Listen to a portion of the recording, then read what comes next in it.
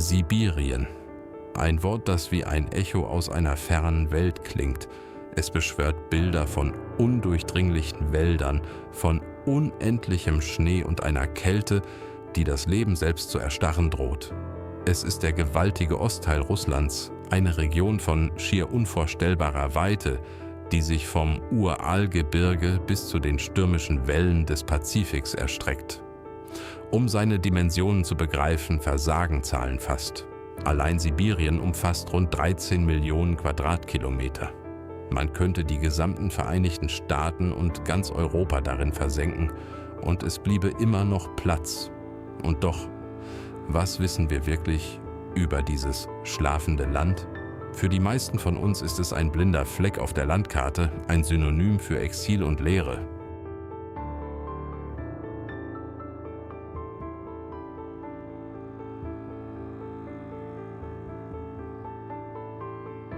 Diese Bilder sind nicht falsch. Die Kälte ist real, die Wälder sind endlos. Aber sie erzählen nur einen Bruchteil einer viel größeren, komplexeren Geschichte. Denn in Wirklichkeit ist Sibirien weit mehr als nur ein gefrorenes Ödland. Es ist ein ganzer Kontinent, verborgen in einem einzigen Land. Ein Mosaik aus Landschaften, Kulturen und Extremen, das darauf wartet, entdeckt zu werden.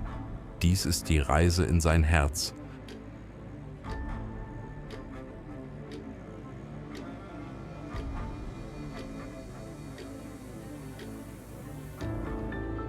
Hier, in diesem Land der Superlative, hat die Natur ihre gewaltigsten Meisterwerke geschaffen.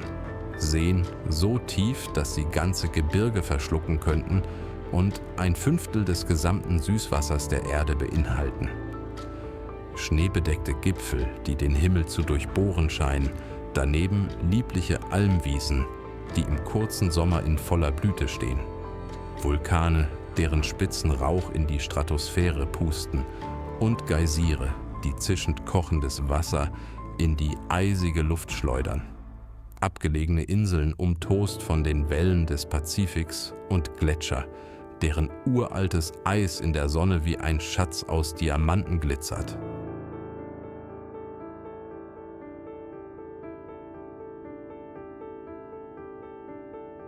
Trotz dieser extremen, oft lebensfeindlichen Bedingungen ist dieses Land nicht unbewohnt.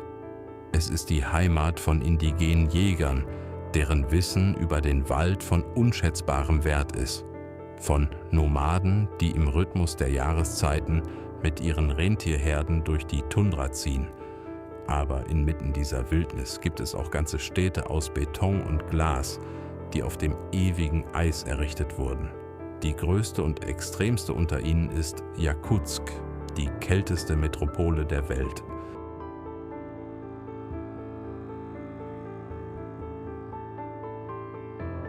Die Kälte hier in Jakutsk ist anders.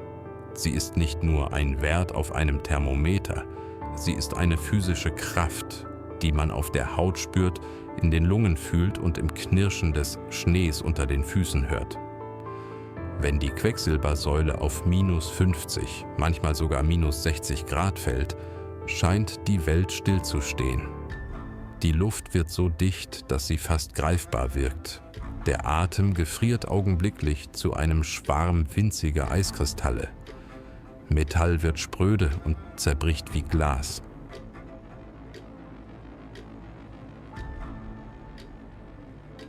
Wenn die Temperaturen so tief sinken, versinkt Jakutsk unter einem dichten, geisterhaften Nebelschleier. Es ist kein gewöhnlicher Nebel, sondern die gefrierende Feuchtigkeit der Luft selbst. Er verschluckt Gebäude, dämpft Geräusche und hüllt die Straßen in ein surreales Zwielicht. Und doch, fast 300.000 Menschen nennen diesen gefrorenen Ort ihre Heimat. Ihr Leben wird durch eine unglaubliche Anpassungsfähigkeit und Ingenieurskunst bestimmt. Die Häuser hier stehen auf metertiefen Betonpfählen. Das ist keine architektonische Laune, sondern eine Notwendigkeit. Ohne sie würde die Wärme der Gebäude den permanent gefrorenen Boden darunter auftauen und sie im Schlamm versinken lassen.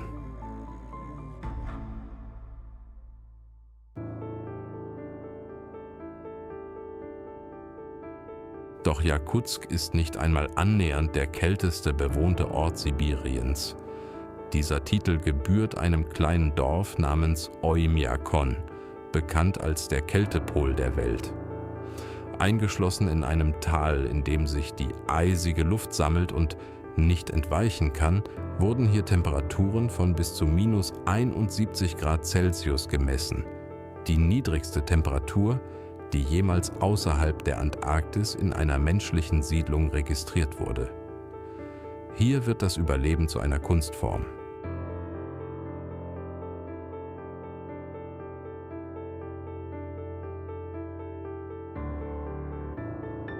Unter dieser gefrorenen Hölle jedoch liegen einige der wertvollsten Schätze der Erde verborgen: Diamanten. Im Herzen Jakutiens steht die Stadt Mirny am Rande eines schwindelerregenden Abgrunds. Es ist die Diamantenmine Mir, ein Loch von fast 1 Kilometer Tiefe und mehr als 1 Kilometer Breite. Eines der größten, das je von Menschenhand in die Erdkruste gegraben wurde. Die Lastwagen, die an seinem Rand entlang kriechen, wirken wie winzige Spielzeuge. Jahrzehntelang wurden von hier aus Steine gefördert, die eine Reise um die Welt antraten und in den Auslagen von Paris und New York funkelten, bevor die Grube erschöpft war und eine gigantische Wunde in der Landschaft zurückließ.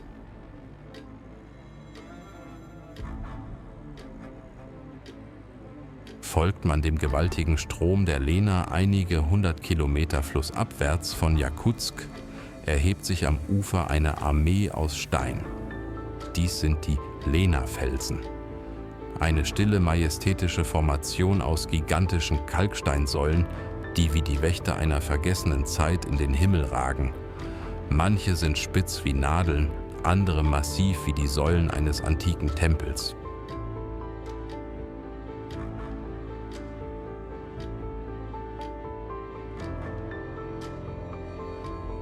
Ihre Entstehung ist eine Geschichte, die über 500 Millionen Jahre zurückreicht bis ins Kambrium, als das Leben auf der Erde gerade erst begann, komplexe Formen anzunehmen. Damals war dieses Land ein warmes, flaches Meer. Über Jahrmillionen lagerten sich am Meeresgrund Sedimente ab, die sich zu massivem Kalkstein verfestigten. Später hoben tektonische Kräfte die gesamte sibirische Plattform an, und die unerbittliche Arbeit von Frost, Wind und dem Fluss selbst begann, diese Felsen zu formen und die weicheren Schichten abzutragen.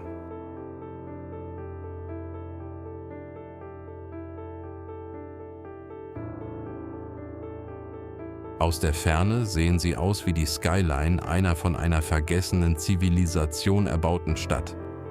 Doch tritt man näher, ist ihre schiere Größe überwältigend. In ihrem Schatten fühlt man sich unbedeutend klein. Jede Säule ist eine vertikale Zeitachse, ein steinernes Archiv der Erdgeschichte, das von wechselnden Meeren, Klimawandel und urzeitlichen Ökosystemen erzählt. Sie existieren aus ihren eigenen Gründen, geformt von Kräften, die so gewaltig sind, dass unsere kurzen Leben daneben verblassen.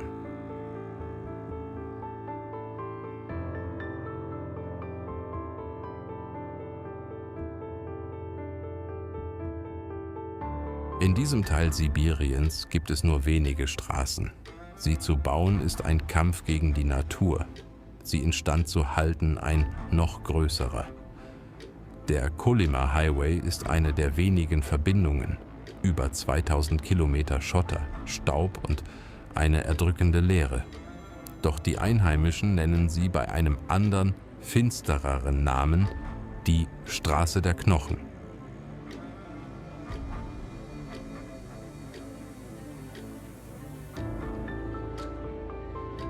Dieser Name ist keine Metapher. Die Straße wurde während Stalins brutaler Herrschaft von Gefangenen des Gulag erbaut. Hunderttausende wurden in die Arbeitslager entlang der Route verschleppt, um unter unmenschlichen Bedingungen zu schuften. Tausende starben an Kälte, Hunger und Erschöpfung. Ihre Leichen, so heißt es, wurden nicht bestattet, sondern direkt in das Fundament der Straße eingearbeitet. Die Knochen der Toten wurden Teil des Weges, den die Lebenden befuhren.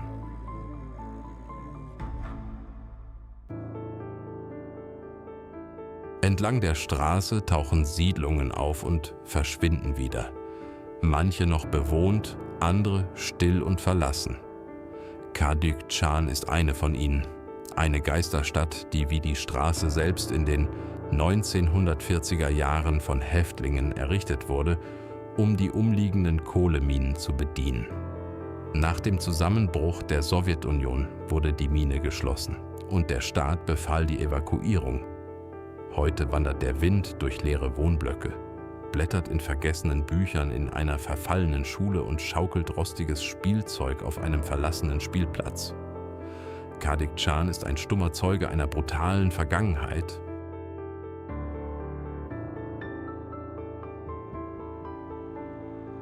Am Ende der Straße der Knochen liegt Magadan.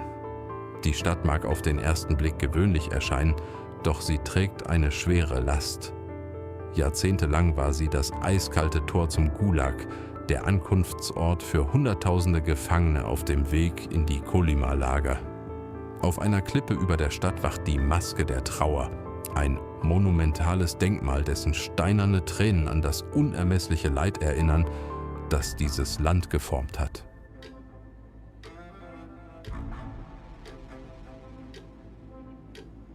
Jenseits von Magadan verschwinden die Straßen und Sibirien geht in eine andere, noch abgelegenere Welt über, Tschukotka, am äußersten Rand Russlands, wo der Kontinent in den Pazifik ragt. Dies ist eine Welt aus karger Tundra, endlosen Wintern und einem Gefühl der totalen Isolation. In der Sowjetzeit wurde das Land zur Rohstofffront. Arbeiter wurden eingeflogen, Lager errichtet. Als die Minen schlossen, wurden die Städte zurückgelassen. Heute sind sie rostige Skelette in der Landschaft. Eine Ausnahme bildet die Hauptstadt Anadyr, deren leuchtend bunte Wohnblöcke einen surrealen Kontrast zur endlosen Tundra bilden. Ein Versuch, der Monotonie und der Isolation Farbe entgegenzusetzen.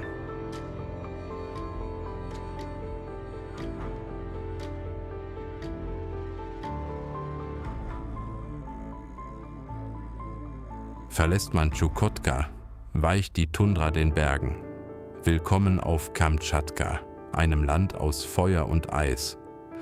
Gelegen auf dem pazifischen Feuerring ist dies eine der geologisch aktivsten Regionen der Welt. Mehr als 300 Vulkane erheben sich aus der Landschaft, 29 davon sind noch aktiv. Sie rauchen, grollen und formen das Land in Echtzeit neu. Tief in der Wildnis verborgen liegt das Tal der Geysire, ein geothermisches Wunderland, in dem kochendes Wasser aus der Erde schießt und die Luft mit Dampf erfüllt ist.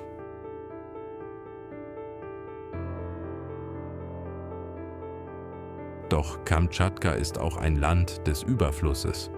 Jedes Jahr kehren Millionen von Lachsen instinktiv vom Pazifik in die Flüsse zurück, um zu laichen. Die Flüsse sind dann schwarz von ihnen, das Wasser scheint zu kochen.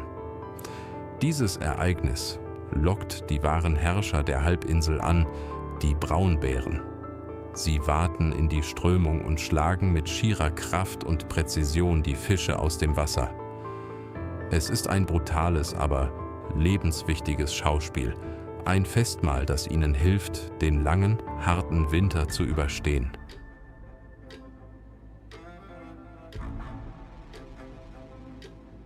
Von Kamtschatka aus zerfällt das Land in die Kurileninseln, eine Kette von 56 Vulkanen, die wie eine Perlenkette zwischen Russland und Japan im Meer liegen.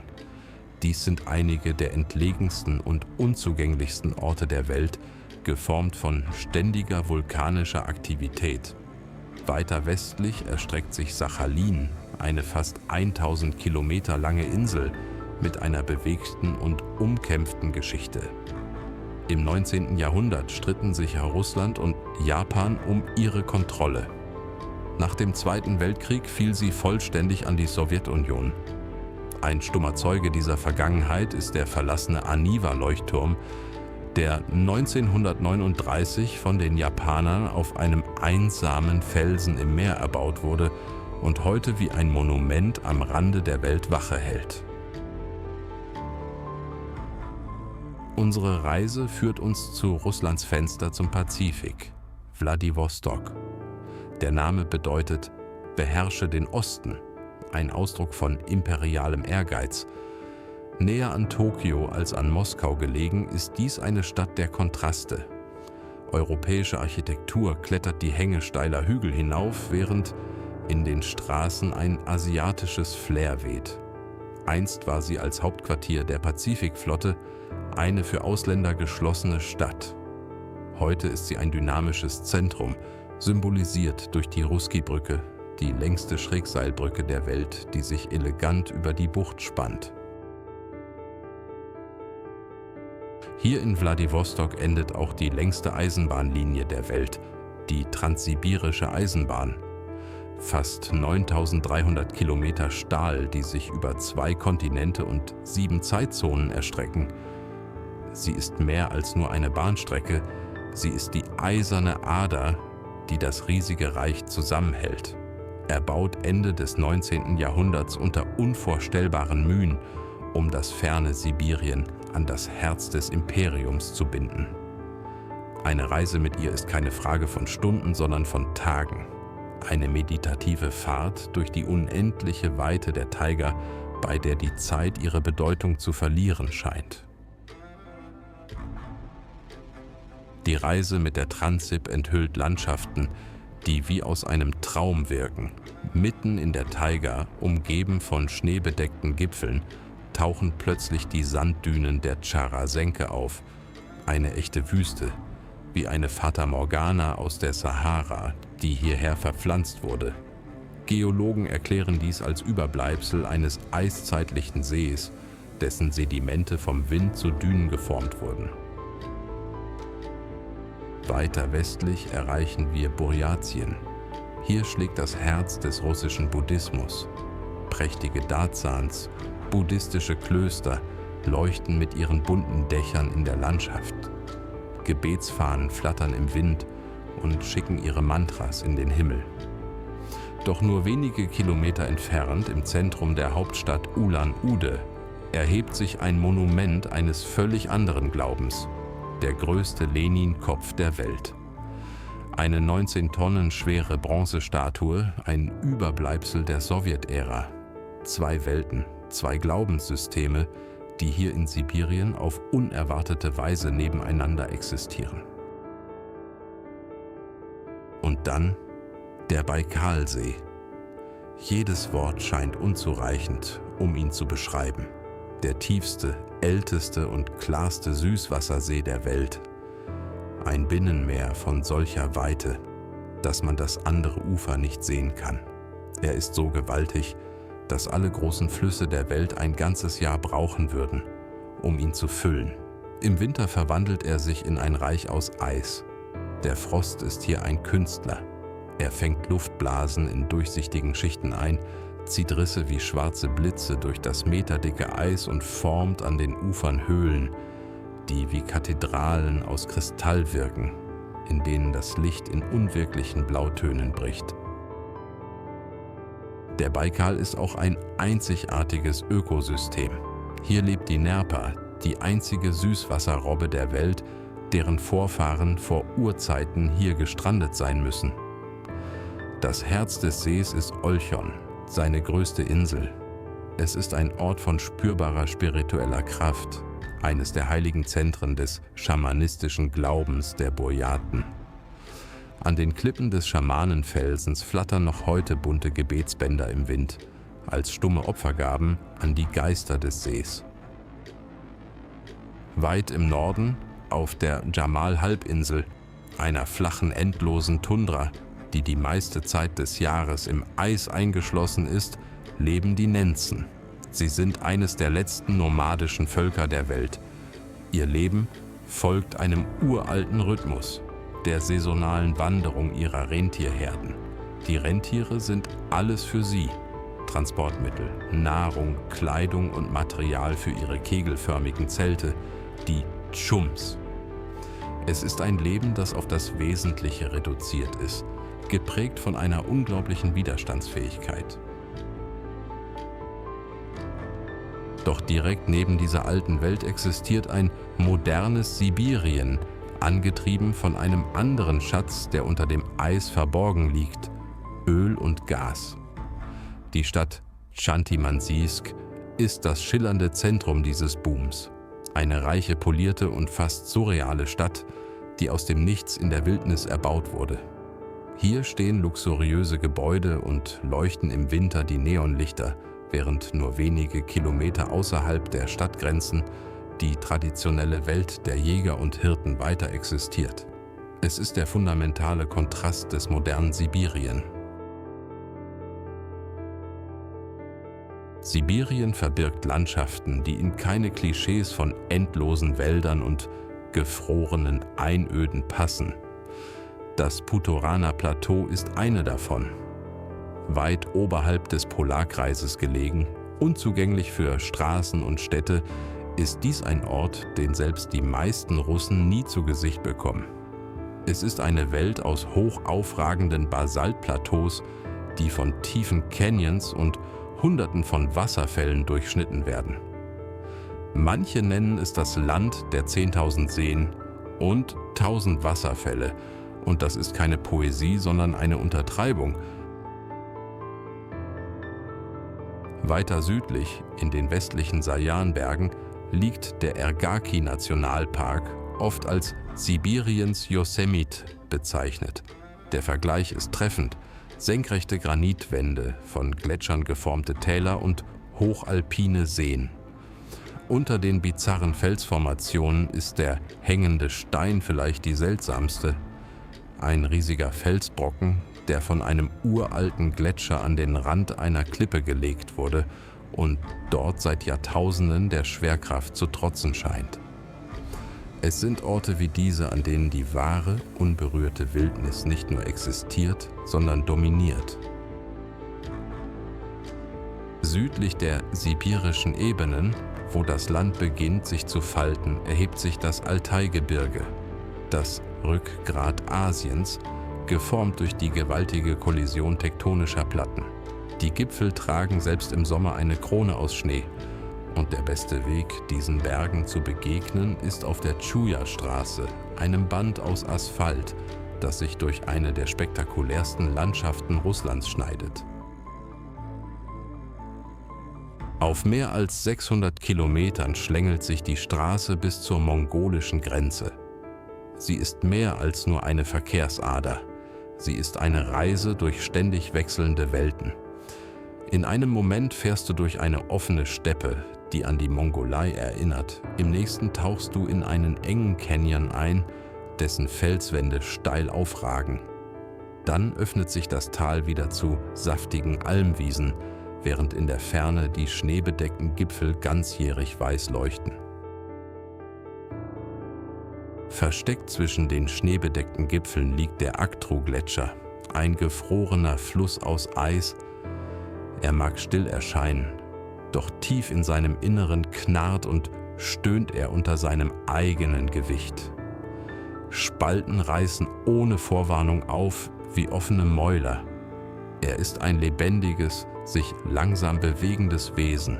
Im Tal darunter wartet ein verborgenes Juwel, der Geysirsee. Er bricht nicht aus wie in Yellowstone, sondern atmet. Aus seinem Grund steigen sanft Blasen auf und zeichnen konzentrische Kreise auf die türkisfarbene Oberfläche. Um in das Herz der wildesten Täler vorzudringen, verlassen wir den Asphalt. Eine schmale Schotterpiste führt uns zum Kati-Jarik-Pass. Es ist kein Pass im herkömmlichen Sinne, sondern eine gigantische Narbe, die in die Bergflanke geschnitten wurde. Eine Serpentinenstraße, die fast 1 Kilometer steil in die Tiefe stürzt. Der Ausblick von oben raubt einem den Atem. Unten liegt das Tschulischman-Tal, ein Ort so abgelegen und ungezähmt, dass man sich wie in prähistorische Zeiten zurückversetzt fühlt.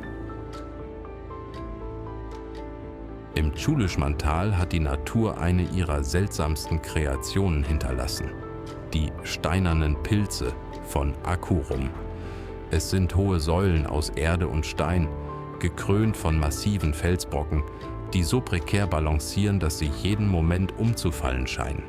Doch sie stehen hier seit Jahrhunderten, geformt durch die Erosion von Wind und Regen. Weiter nördlich mündet der Fluss in ein Meer, den Teletskoje-See, den größten See des Altai. Die Einheimischen nennen ihn den kleinen Baikal. Doch das wahre Juwel ist der Kutschala-See. Sein Wasser hat eine Farbe, die nicht real erscheint, ein milchiges Türkis, das durch feinstes Gletschermehl entsteht. Und über all dem thront der Berg Belucha, der höchste Berg Sibiriens, die Krone des Altai. Für viele ist er mehr als nur ein Gipfel. Legenden besagen, Belucha sei das Tor nach Shambhala, einem verborgenen Paradies. Schamanen glauben, der Berg sei ein Zentrum spiritueller Energie, ein Ort, an dem Himmel und Erde sich verbinden. Nach den Gletschern und weißen Gipfeln des Belucha wechselt der Altai plötzlich das Drehbuch. Wir steigen hinab ins Kysulcin-Tal und fühlen uns wie auf einem anderen Planeten gelandet. Die Einheimischen nennen es einfach den Altai-Mars. Die Hügel erstrecken sich in Wellen aus Rot, Orange, Gelb und sogar Violett. Es ist keine Illusion, es ist die nackte Geologie, die hier durch 300 Millionen Jahre der Erosion freigelegt wurde. Weiter nördlich offenbart die Steppe etwas noch Seltsameres. Ein Meer aus Rosa, der Burlinskoje-See, einer der größten Salzseen Sibiriens. Die surreale Farbe stammt von winzigen Mikroorganismen, die im salzigen Wasser gedeihen.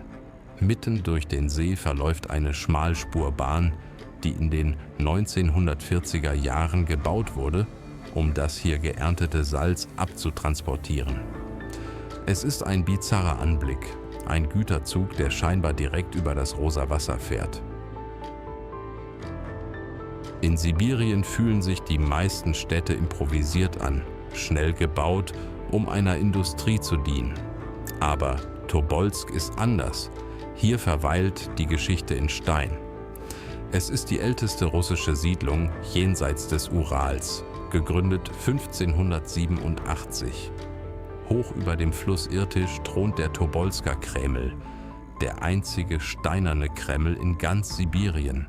Doch diese abgelegene Stadt war nicht nur ein Vorposten des Imperiums, sondern auch ein Ort des Exils. Selbst die Romanow-Familie wurde 1917 auf dem Weg in ihre tragische Zukunft hier festgehalten. Verglichen mit den 4 Jahrhunderten von Tobolsk ist Nowosibirsk jung. Gegründet 1893, ist sie in etwas mehr als einem Jahrhundert zur größten Stadt Sibiriens und zur inoffiziellen Hauptstadt der Region herangewachsen. Ihr Grund für die Existenz: Schienen und Flüsse. Sie wurde an einem Kreuzungspunkt der transsibirischen Eisenbahn geboren, wo eine Brücke über den mächtigen Fluss Ob benötigt wurde. Heute ist Nowosibirsk ein pulsierendes Zentrum für Industrie, Kultur und Wissenschaft, ein Symbol für die Geschwindigkeit, die Neuerfindung und den Maßstab des modernen Sibirien. Unsere Reise durch Sibirien endet hier, in Jekaterinburg, einer geschäftigen Metropole, die auf dem felsigen Rücken des Uralgebirges thront. Dies ist die symbolische Grenze, die Linie, an der Asien auf Europa trifft. Es ist auch ein Ort, der für immer mit einem der tragischsten Momente der russischen Geschichte verbunden ist. Hier, in einem Keller, endete im Jahr 1918 das Schicksal der Romanow-Dynastie mit der Exekution des letzten Zaren und seiner Familie. Heute erhebt sich an dieser Stelle die Kirche auf dem Blut, deren goldene Kuppeln in den Himmel ragen. Jenseits des Urals verblasst Sibirien. Die endlosen Wälder und die raue Tundra weichen sanften Hügeln und weiten Ackerflächen. Ein anderes Russland beginnt mit einer anderen Stimmung, einer anderen Geschichte. Unsere Reise durch den vergessenen Kontinent ist zu Ende. Wir haben eine Welt der Extreme gesehen, unvorstellbare Kälte und feurige Vulkane, unermessliche Leere und pulsierendes Leben. Sibirien ist kein blinder Fleck auf der Landkarte. Es ist ein lebendiger, atmender Teil unseres Planeten mit unendlichen Geschichten, die darauf warten, erzählt zu werden. Danke fürs Zuschauen. Bitte liken, kommentieren und abonnieren.